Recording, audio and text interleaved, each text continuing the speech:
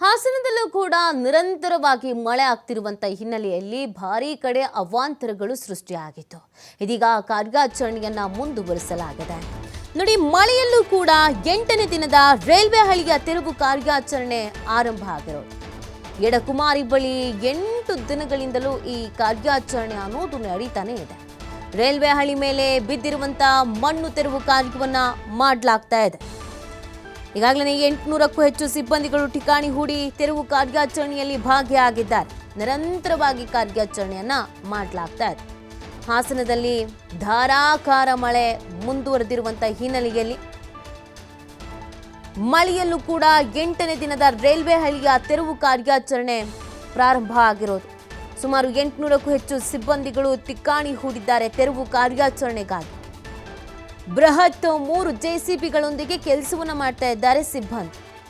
ಸಕಲೇಶಪುರ ತಾಲೂಕಿನ ಎಡಕುಮಾರಿ ಬಳಿ ಬೃಹತ್ ಗುಡ್ಡ ಕುಸಿದಿತ್ತು. ಈಗಾಗಲೇ ಕಳೆದ 1 ವಾರದಿಂದ ಹಾಸನ ಸಕಲೇಶಪುರ ಸುಬ್ರಹ್ಮಣ್ಯ ಮಂಗಳೂರು ಮಾರ್ಗವಾಗಿ ಸಂಚರಿಸುವಂತ ರೈಲನ್ನ ಬಂದ್ ಮಾಡಲಾಗಿದೆ. ಕಾರ್ಯಾಚರಣೆ ಮಾಡೋಕೆ ಡ್ರೋನ್ ಅನ್ನು ಬಳಸಿ ಕೆಲಸ ಮಾಡ್ತಾ ಇದ್ದಾರೆ ರೈಲ್ವೆ ಸಿಬ್ಬಂದಿ. 4ಕ್ಕೂ ಹೆಚ್ಚು ಟೆಂಟ್ಗಳನ್ನು ಕೂಡ ಹಾಕಿ ಕೆಲಸ ಶುರು ಮಾಡಿದ್ದಾರೆ ಕೆಲಸಗಾರರು. ಹಾಸನ ಜಿಲ್ಲೆ ಸಕಲೇಶಪುರ ತಾಲೂಕಿನ ಎಡಕುಮಾರಿಯಲ್ಲಿ ಕಾರ್ಯಾಚರಣೆ ನಡೀತಾ ಇರುವಂಥ ದೃಶ್ಯವನ್ನು ನೀವು ಗಮನಿಸ್ತಾ ಇದ್ದೀರಾ. ರೈಲ್ವೆ ಸಂಚಾರ ಸದ್ಯಕ್ಕೆ ಇಲ್ಲ, ಯಾಕಂದರೆ ಅಲ್ಲಿನ ಪರಿಸ್ಥಿತಿ ಅಷ್ಟರ ಮಟ್ಟಿಗೆ ಹದಗೆಟ್ಟು ಹೋಗಿದೆ.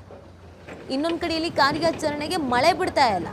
ನಿರಂತರವಾಗಿ ಮಳೆ ಸುರಿತಾನೆ ಇರೋದ್ರಿಂದ ಕಾರ್ಯಾಚರಣೆಗೂ ಕೂಡ ಹಿನ್ನಡೆ ಆಗ್ತಾ ಇದೆ. ಆದರೂ ಕೂಡ ಕಾರ್ಯಾಚರಣೆಯನ್ನು ನಿಲ್ಲಿಸಿಲ್ಲ. 8 ದಿನ ಆಯಿತು ಇವತ್ತಿಗೆ.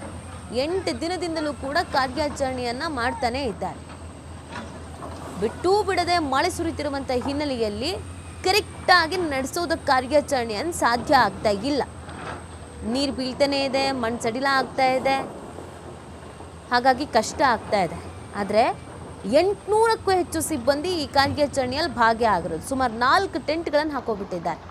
ಹೇಗಾದರೂ ಮಾಡಿ ಕಾರ್ಯಾಚರಣೆಯನ್ನು ಮುಗಿಸ್ಬಿಡಬೇಕು ಅಂತ ಬೃಹತ್ 3 ಜೆಸಿಬಿಗಳೊಂದಿಗೆ ಈ ಕೆಲಸವನ್ನು ಮಾಡ್ತಾ ಇದ್ದಾರೆ ಸಿಬ್ಬಂದಿ.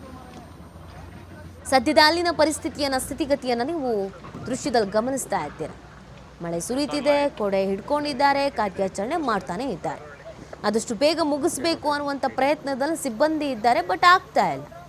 ರೈಲ್ವೆ ಸಿಬ್ಬಂದಿಗೆ, ಪೊಲೀಸ್ ಇಲಾಖೆಗೆ ಇದೆಲ್ಲ ಒಂದು ರೀತಿಯಾದಂಥ ಟಾಸ್ಕ್ ಆಗಿಬಿಟ್ಟಿದೆ. ಈ ಬಾರಿಯ ಮಳೆ ಸಾಕಷ್ಟು ಅವಾಂತರಗಳನ್ನು ತಂದೊಡ್ಡಿದೆ. ಹಾಸನದಲ್ಲಿ ನಿರಂತರವಾಗಿ ಮಳೆ ಆಗ್ತಾ ಇರೋದು, ಇದರಿಂದ ಸಾಕಷ್ಟು ಅನಾಹುತಗಳು, ಅವಾಂತರಗಳು ಸೃಷ್ಟಿಯಾಗ್ಬಿಟ್ಟಿದೆ.